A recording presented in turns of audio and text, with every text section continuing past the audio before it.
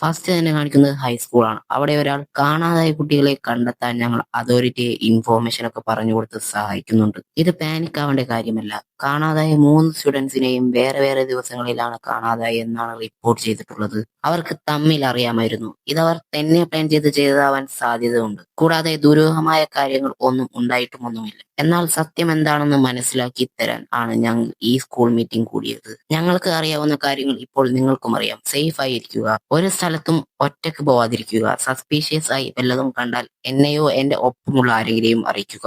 നമുക്ക് ലക്കുണ്ടെങ്കിൽ മിസ്സിംഗ് ആയ കുട്ടികളെ തിരിച്ചെത്തുകയും എല്ലാം പഴയതുപോലെ ആവുകയും ചെയ്യും. അതുവരെ നിങ്ങൾ ശ്രദ്ധിച്ചു നിൽക്കുക. നിങ്ങൾക്ക് എന്തെങ്കിലും ക്വസ്റ്റ്യൻസ് ഉണ്ടെങ്കിൽ 15 മിനിറ്റിനുള്ളിൽ ഞാൻ എന്റെ ഓഫീസിൽ ഉണ്ടാവും. കൂടാതെ ബാക്കിയുള്ള മിക്ക ദിവസങ്ങളും ഞാൻ അവിടെ ഉണ്ടാവും. നിങ്ങൾക്ക് എല്ലാവർക്കും ഇപ്പോൾ ക്ലാസ്സിലേക്ക് പോവാം. ഇവിടെ നിന്ന് നേരെ 4th പീരീഡിലേക്ക് പോകാം. 7 മിനിറ്റിനുള്ളിൽ ബെല്ലടിക്കും. ആ ടൈമിനുള്ളിൽ നിങ്ങൾ എവിടെയാണോ ഉള്ളത് അവിടെ തന്നെ നിൽക്കണം. പിന്നെ പിള്ളേർ ഫുൾ അവിടെ നിന്ന് പോവാണ്. അതിൽ മാർക്കും ഉണ്ടായിരുന്നു, ഈവും ഉണ്ടായിരുന്നു. അപ്പൊ മാർക്ക് പറയാണ്, എല്ലാരും ഇത് ആലോചിക്കുന്നുണ്ടാവും. അത് തുറന്നു പറയുന്ന ആൾ ഞാനായിരിക്കും. എന്ത് തന്നെ സംഭവിച്ചാലും. ഇത്ര നല്ല പിള്ളേർക്കാണ് ഇത് സംഭവിച്ചത്. അപ്പൊ ഈവ് പറയാണ്, പൊന്നു മാർക്ക്, അത് റഫ് ആയിട്ടുള്ള വാക്കായി പോയി. ഞാൻ ടോഡിനോട് കുറച്ച് കാര്യങ്ങൾ സംസാരിച്ചിട്ടുണ്ട്. എനിക്ക് മറ്റേ 2 പേരെയും കുറിച്ച് അറിയില്ലെങ്കിലും അവൻ കാണാനെങ്കിലും നല്ലവനായിരുന്നു. അപ്പൊ മാർക്ക്, നിനക്ക് ബോധമില്ലേ? ടോഡ് ജെഫ്സൺ നിന്നോട് എന്തിനാണ് നല്ല രീതിയിൽ പെരുമാറുന്നത് എന്നാണ് നീ കരുതുന്നത്?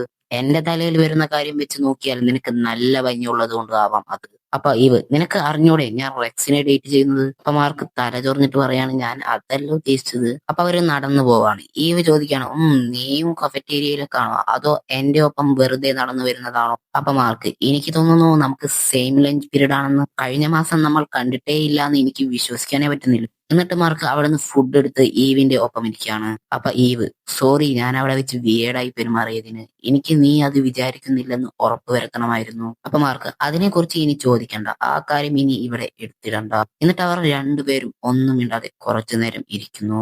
അപ്പൊ മാർക്ക് എന്തെങ്കിലും പറയണ്ടേ എന്ന് വെച്ചിട്ട് മാർക്ക് പറയാണ്, സൂപ്പർ ഹീറോ ആവുന്നത് എന്ത് ഫണ്ണായിട്ടുള്ള കാര്യമാണ്, ശരിയല്ലേ വീവ്? അപ്പൊ ഈ അത് മൈൻഡ് ചെയ്യാതെ വേറൊരു മാളിൽ കൂടി ബോംബ് അറ്റാക്ക് ഉണ്ടായ കാര്യം നീ അറിഞ്ഞോ മാർക്ക്? റോബർട്ട് ആരാണ് ഇതിന്റെ പിന്നിൽ എന്ന് കണ്ടെത്താൻ ശ്രമിക്കുന്നുണ്ട്. പക്ഷേ ആ ബോംബ് നല്ല പവർഫുൾ ആണ്. ആ സീനിത്തെ എല്ലാ എവിഡൻസും അത് ഇല്ലാതാക്കി. വേറെ ബോംബ് അറ്റാക്ക് ഈ വീക്കിൽ തന്നെ 2 എണ്ണമായി. അപ്പൊ ഈവ്, ഇന്ന് സ്കൂൾ കഴിഞ്ഞിട്ട് സീക്രട്ട് ബേസിൽ വരാൻ താല്പര്യമുണ്ടെങ്കിൽ വായോ. ടീമിൽ ചേരുന്ന കാര്യത്തെക്കുറിച്ച് നീ ഇതുവരെ ഒന്നും പറഞ്ഞില്ലല്ലോ. അപ്പൊ മാർക്ക്, എനിക്ക് പറ്റുമെന്ന് അറിഞ്ഞൂടാ. എനിക്ക് ഇന്ന് രാത്രി വർക്കിന് പോകണം. നീ ഇപ്പോഴും ബർഗർ മാർട്ടിൽ ജോലി ചെയ്യുന്നുണ്ടോ?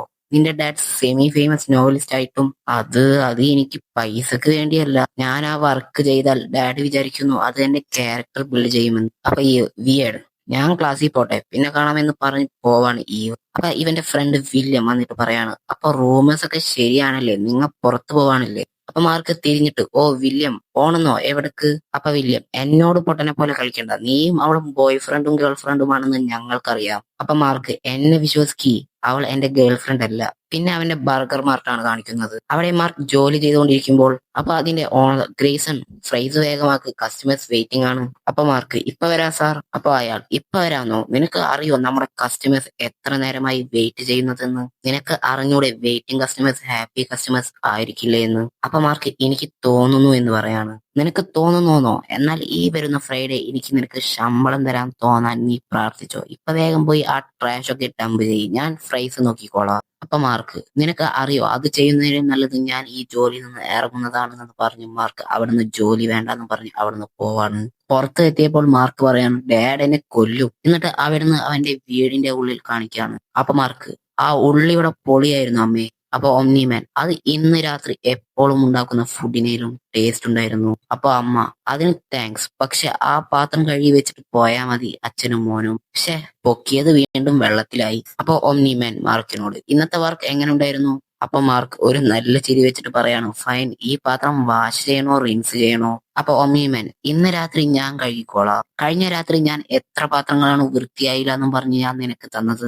ഞാൻ ആലോചിക്കാണ്, ഇപ്പൊ നീ ഒരു ആക്റ്റീവ് സൂപ്പർ ഹീറോ ആണ്. നിനക്ക് ബർഗർ മാർട്ടിൽ പോണതിനേക്കാൾ ഇമ്പോർട്ടന്റ് ആയ കുറെ കാര്യങ്ങളുണ്ടാവും. നിനക്ക് ആ ജോലി നിർത്തിക്കൂടെ? നിനക്ക് പൈസ ആവശ്യമുണ്ടായിട്ടല്ല എന്ന് എനിക്കറിയാം. അപ്പൊ മാർക്ക് പറയാണ്, എനിക്ക് തോന്നുന്നു എനിക്കത് മാനേജ് ചെയ്യാൻ പറ്റുമെന്ന്. പിന്നെ കാണിക്കുന്നത് മാർക്കിന്റെ ഇൻവിൻസിബിൾ സൂട്ട് ഇടുന്നതാണ്. അപ്പൊ തന്തപ്പടി വന്നിട്ട് ഹേയ് മാർക്ക് നീ എന്താ ചെയ്യുന്നേ? ഞാൻ പെട്രോളിങ്ങിന് പോകാൻ റെഡി ആവുന്നതാണ്. ഞാൻ ഒന്ന് സിറ്റി ഫുള്ള് കറങ്ങി എല്ലാം സെറ്റ് ആണോ എന്ന് നോക്കാൻ പോവാണ്. നിനക്ക് കുഴപ്പമില്ലെങ്കിൽ നമുക്ക് ടീമായി പോവാം. അപ്പൊ മാർക്ക് അത് പൊളിക്കും. എന്നിട്ട് അവര് രണ്ടുപേരും സൂട്ടിട്ട് പറന്നു പോവാണ്. അപ്പൊ ഓംനി മാൻ പറയാണ് നിന്റെ ലക്ഷണങ്ങൾ കണ്ടിട്ട് നീ അത്ര ബാഡ് അല്ല, പ്രത്യേകിച്ച് നീ പുതിയതായിട്ടും.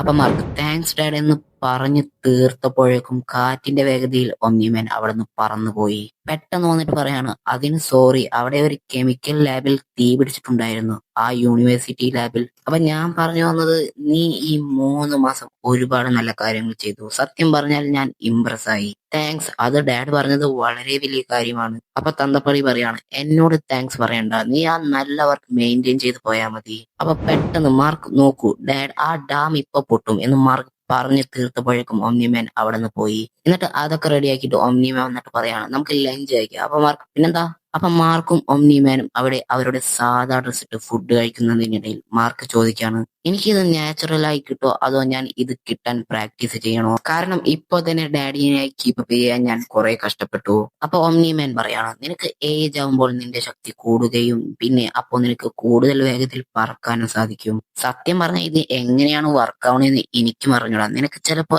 എന്റെ അത്രയും പവർഫുൾ ആവാൻ പറ്റണമെന്നും ഇല്ല. എന്റെ പവർ ഇനിയും കൂടിയില്ലെങ്കിലും എനിക്ക് കുഴപ്പമുണ്ടാവില്ല എന്ന് എനിക്ക് തോന്നുന്നു. അതെ, ആൻഡ് വേറൊരു കാര്യം കൂടിയുണ്ട്. നിനക്ക് ഈ പവേഴ്സ് എങ്ങനെയാണ് ശരിക്കും യൂസ് ചെയ്യണമെന്ന് പോലും അറിയില്ല. ജസ്റ്റ് വെയിറ്റ് ചെയ്യ് എന്ന് പറഞ്ഞു തീർക്കുമ്പോഴേക്കും നിക്ക് ഓ മാൻ ഞാനൊരു മിനിറ്റിനുള്ളിൽ വരാമെന്ന് പറഞ്ഞു ഒമ്നിമാൻ അവിടെ നിന്ന് പോവാണ്. അപ്പൊ മാർക്ക് ഓംനിമാൻ നേരത്തെ പോലെ ഒറ്റക്ക് പോയി ചെയ്തിട്ട് വരുമെന്ന് മാർക്ക് വിചാരിച്ചു. പക്ഷെ ഇപ്പൊ ഓംനിമാൻ സൂട്ടിട്ട് വന്നു മാർക്കിനോട് എനിക്ക് നിന്റെ ഹെൽപ്പ് വേണം. അപ്പൊ പെട്ടെന്ന് മാർക്ക് അവിടെ നിന്ന് പോയി. ഓംനിമാനും മാർക്കും അവിടെ എത്തിയപ്പോൾ അപ്പോ അവർ അവിടെ നിന്ന് കാണുന്നത് ഒരു വലിയ പോർട്ടലിലൂടെ കുറെ ഷിപ്പ് അറ്റാക്ക് ചെയ്തുകൊണ്ട് വരുന്നതാണ്. ഇവിടെ നിന്നും കുറെ ഷിപ്പ് അങ്ങോട്ടും അറ്റാക്ക് ചെയ്യുന്നുണ്ട്. അപ്പൊ ഓംനിമാൻ പറയും അതിന്റെ ടൈം ഇല്ല മാർക്ക്, ഈ പിള്ളേരെ നമുക്ക് ഹെൽപ്പ് ചെയ്യാം. അപ്പൊ മാർക്ക് ഞാൻ എനിക്ക് പറ്റുന്നത് ചെയ്യാം, ഉറപ്പായും ഇത് കുറെ പേരുണ്ട്. ശരിയാണ്, ഇത് കണ്ടിട്ട് എൻഡ്ലെസ് സ്ട്രീം പോലെ ഉണ്ട്. തീരുമ്പോ ആൾക്കാർ ആ പോർട്ടലിൽ നിന്ന് വരുന്നു. അപ്പൊ മാർക്ക് ഒരു ഏലിയന്റെ മാസ്ക് ഊരിയിട്ട് പറയാണ് നീ എന്തായാലും ഇവിടെ നിന്ന് ഉള്ളതല്ല എന്നും പറഞ്ഞ് മാർക്ക് ഞാൻ നിന്റെ വീട് കണ്ടുപിടിക്കാൻ സഹായിക്കാം എന്നും പറഞ്ഞ് അവൻ വന്ന പോർട്ടലിലേക്ക് തന്നെ വലിച്ചെറിയുന്നു. അപ്പൊ മാർക്ക് എനിക്ക് തോന്നുന്നു വേറെ ഏതോ ഡയമെൻഷനിലെ ആർമി ആയിട്ടാണ് നമ്മൾ ഇപ്പോൾ ഫൈറ്റ് ചെയ്യുന്നത് എന്ന്.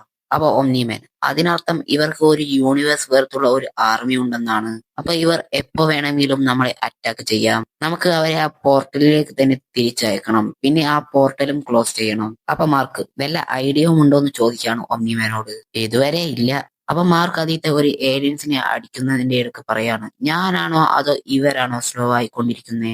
അപ്പൊ ഒമ്നിമാൻ ഇത് ഈസി ആവൂല. അപ്പൊ മാർക്ക് എന്റെ അച്ഛ ഇവൻ ഓരോ മിനിറ്റിലും ഏജ് ആയിക്കൊണ്ടിരിക്കുകയാണ്. അതിന്റെ കാരണം അവരുടെ ഡയമെൻഷനും ഇവിടത്തെ ടൈമും വ്യത്യാസമുണ്ടാവും. പ്രാണികളെ പോലെ ഒരെണ്ണം വീണുകൊണ്ടിരിക്കുകയാണ്. അപ്പൊ മാർക്ക് പറയാണ് അപ്പൊ ഇവർ കുറെ പേരുണ്ടായാലും ജയിക്കാമെന്നത് നമ്മൾ തന്നെയാണ്. അപ്പൊ ഓംനിമാൻ നമ്മൾ ഇതുവരെയും തോറ്റിട്ടില്ല. അപ്പൊ ഓംനിമാൻ റേജ് ആയിട്ട് എന്റെ പ്ലാനിൽ നിന്ന് എന്നും പറഞ്ഞിട്ട് ആ ഷിപ്പ് എടുത്ത് ആ പോർട്ടലിലേക്ക് എറിയാണ്. ഡാഡ് ഇത്രയും ദേഷ്യം പെടുന്നത് കണ്ട് മാർക്ക് അത് ഓക്കെയാണ് ഡാഡ്, അവർ പോവാണ്, ഇത് കഴിഞ്ഞു എന്നും പറഞ്ഞ് ഇവർ അവിടെ നിന്ന് പോവാണ്. അപ്പൊ മാർക്ക് ഒമ്നിമാനോട് അപ്പോ ഇത് എപ്പോഴും സംഭവിക്കാറുണ്ടോ? അപ്പൊ ഒമ്നിമാൻ പറയാണ് ഭാഗ്യത്തിന് ഇല്ല, ഇത് അത്ര നല്ല സുഖമുള്ള കാര്യമല്ല. അവർ ഏജ് ആവുന്നത് നമ്മൾ കണ്ടുപിടിച്ചില്ലായിരുന്നെങ്കിൽ ഒരു 2 സെക്കൻഡ് കൂടി കഴിഞ്ഞിരുന്നെങ്കിൽ ഞാൻ ഗാർഡിയൻസ് ഓഫ് ദ ഗ്ലോബ് അല്ലെങ്കിൽ മെഗാഫോഴ്സ് അല്ലെങ്കിൽ രണ്ടുപേരെയും വിളിച്ചേനെ എന്ന് പറയാണ് പുള്ളി മാർക്കിനോട്. എനിക്ക് തോന്നുന്നു അത് എത്ര പേടായി എന്നുള്ള കാര്യം ഞാൻ ശ്രദ്ധിച്ചില്ല. അപ്പൊ പുള്ളി പറയാണ് നമ്മ അത് ചെയ്തു, പിന്നെ അതിനെക്കുറിച്ച് ആലോചിക്കണ്ട. നമ്മ ഇപ്പൊ പേടിക്കേണ്ടത് വേറെ ഒരു ട്രബിളിലും പെടാതെ വീട് എത്താൻ പറ്റോ എന്നാണ്. നമ്മ എത്താറായി, എനിക്ക് ഉറപ്പാണ് നിന്റെ അമ്മ അവിടെ ചൂടായി നിൽക്കുന്നുണ്ടാവും എന്നും പറഞ്ഞ് തീർക്കുമ്പോഴേക്കും ലേക്ക് സൈഡ് മാൾ എന്റെ ഒപ്പം കീപ്പപ്പ് ചെയ്യാൻ നോക്ക് എന്നും പറഞ്ഞ് ഒമ്നിമാൻ വേഗത്തിൽ അവിടെ നിന്ന് പറക്കാണ്. അപ്പൊ മാർക്ക് ചോദിക്കുന്നുണ്ട് ക്രാബ് എന്താണത്? അപ്പൊ പുള്ളി അത് പറയാൻ ടൈമില്ല. അപ്പൊ മാർക്ക് പരമാവധി നോക്കുന്നുണ്ട് ഡാഡിന്റെ ഒപ്പം എത്താൻ, പക്ഷെ പുള്ളിയുടെ എടുത്തു പോലും മാർക്കിന് എത്താൻ പറ്റിയില്ല. എന്നിട്ട് നേരെ പുള്ളി ഒരു ബിൽഡിംഗ് ഓട്ടയാക്കി ഒരു ബിൽഡിങ്ങിനുള്ളിൽ കയറുന്നുണ്ട്. അപ്പൊ മാർക്കും അങ്ങോട്ട് വന്നിട്ട് പറയാണ് എന്താണ് സംഭവിക്കുന്നത്? അപ്പൊ പുള്ളി ഏതോ ചെക്കനെ പിടിച്ചിട്ട് പറയാണ് എനിക്ക്. അപ്പൊ ആ ചെക്കൻ നിങ്ങൾ എന്താ ചെയ്യുന്നേ? പെട്ടെന്ന് പറ, ആരാണ് ഇത് എന്നോട് ചെയ്തത് എന്നും പറഞ്ഞ് പുള്ളി അവന്റെ ഡ്രസ്സ് മാറ്റി നോക്കുമ്പോ ഒരു ടൈം ബോംബ്. 3 minutes. അപ്പൊ ഓംനിമാൻ ഒട്ടും ടൈം കളഞ്ഞില്ല. ഒറ്റ എയറാണ് അവനെ പുറത്തേക്ക്. അവനെ അവിടെ വെച്ച് പൊട്ടിത്തെറിച്ചു. മേലേലായതുകൊണ്ട് ആർക്കും ഒന്നും സംഭവിച്ചില്ല. അപ്പൊ മാർക്ക് പറയാണ്, അത് എന്റെ സ്കൂളിൽ നിന്നും മിസ്സായ കുട്ടികളിൽ ഒരു സ്റ്റുഡന്റ് ആണ്. അപ്പൊ പുള്ളി അതിനർത്ഥം എന്നും പറഞ്ഞ് തീരുമ്പോഴേക്കും പെട്ടെന്ന് അവിടെ ഒമ്നിമാന്റെ ബാക്കിൽ ഒരു പോർട്ടൽ ഓപ്പൺ ആയി. അതിൽ നേരത്തെ വന്ന ഒരു ഏലിയൻ ഒമ്നിമാന്റെ ചെവിയിൽ എന്തോ വെച്ച് ആ പോർട്ടലിലേക്ക് വലിച്ചെടുക്കുന്നു. മാർക്കിന് എന്തെങ്കിലും ഒന്ന് ചെയ്യാൻ പറ്റുന്നതിന് മുന്നേ തന്നെ ആ പോർട്ടൽ അടഞ്ഞു. എന്നിട്ട് നേരെ മാർക്ക് അവിടെ നിന്ന് വീട്ടിലേക്ക് വരാണ്. അപ്പൊ അമ്മ, ഇനി മുതൽ നിങ്ങൾ രണ്ടുപേരും ഒരുമിച്ച് വൈകി വരുമെന്ന് പ്രതീക്ഷിക്കാലോ. അപ്പൊ മാർക്ക്, ഡാഡ് ഒരു പോർട്ടലിന്റെ ഉള്ളിലേക്ക് വലിച്ചെടുക്കപ്പെട്ടു 15 മിനിറ്റ് മുന്നേ. എനിക്ക് തോന്നുന്നില്ല ഇന്ന് രാത്രി ഡാഡ് വീട്ടിലേക്ക് വരുമെന്ന്.